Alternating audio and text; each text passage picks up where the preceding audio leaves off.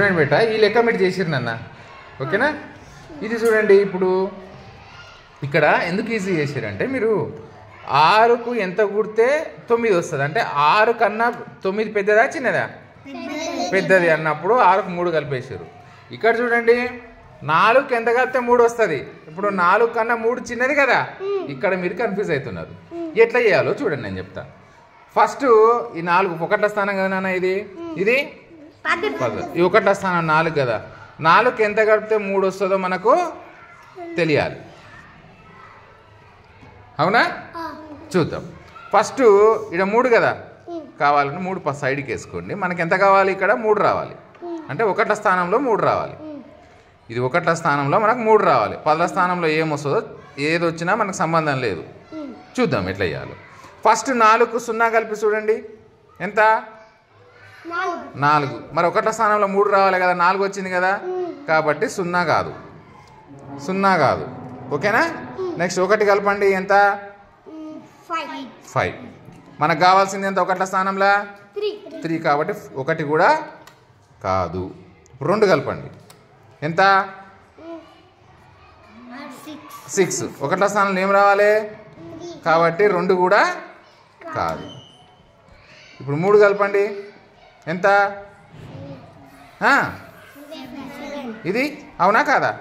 కాదు, 3 కూడా కాదు, 3 కూడా కాదు నాన్న.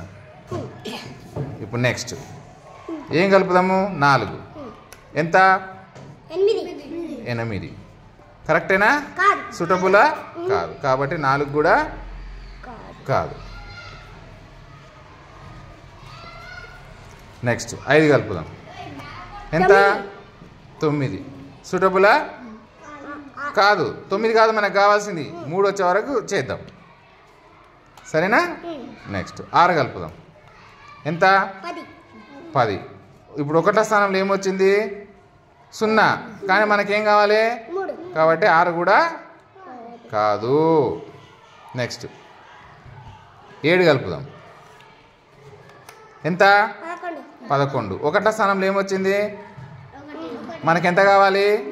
3, కాబట్టి ఇది కూడా కాదు, 7 కూడా కాదు. ఇప్పుడు 8 కలుపుదాం, ఎంత? 12. ఓకేనా?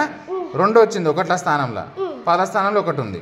దీంతో మనకు సంబంధం లేకపోయినా ఒకట్ల స్థానంలో చూడండి 2 కదా, మనకు సూటబుల్ అవుతుందా? 3 కావాలి, కాబట్టి ఇది కూడా కాదు. ఇప్పుడు చూడండి 9 కలుపుదాం, ఎంత? 13. ఒకట్ల స్థానంలో 3 వచ్చిందా, మనకు కావాల్సింది ఇది. 10ల స్థానం ఎంత వచ్చింది? 1. ఇప్పుడు వేద్దాం చూడండి. ఇప్పుడు ఏం కలపాలి మరి? నేను 4కి ఏం కలపాలి? 9 కరెక్ట్ కదా, 9 కలపండి. 4, 9 కలిపితే ఎంత వస్తుంది? ఎంత?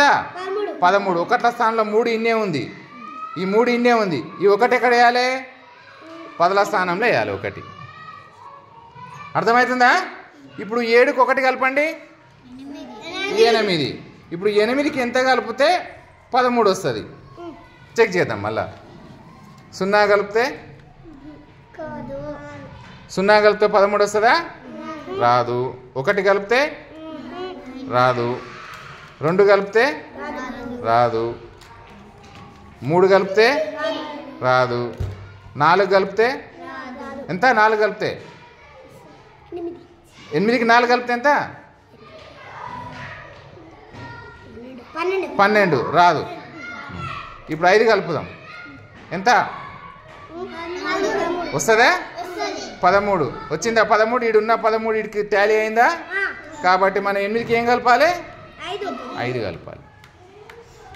అర్థమైందా? ఇప్పుడు 74కి 59 కలిపితే 133 వస్తుంది. ఇట్లాంటి లెక్కలు వేస్తే మీరు చేయాలి.